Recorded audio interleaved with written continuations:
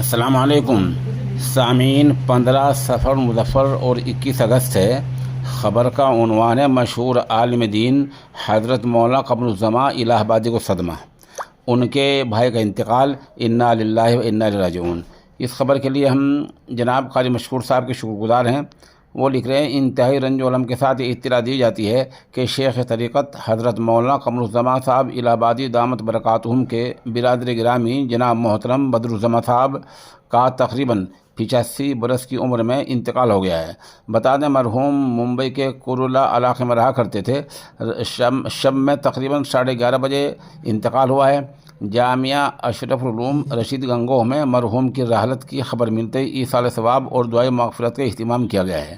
جامعہ کے ناظم و شیخ الحدیث حضرت مولانا مفتی خالد سیف اللہ زاد مجدہم نے کلمات استرجاع ادا کیے اور اپنے گہرے ذاتی رنج و علم کا اظہار کیا۔ کلمات استرجاع کا مطلب انا للہ و انا الیہ راجعون ہوتا ہے۔ بہرحال ادھر پتہ چلا ہے کہ مولانا قمر الزمان الہ آبادی اپنے گھر سے نکل چکے ہیں اور وہ ممبئی کے لیے نکل چکے ہیں۔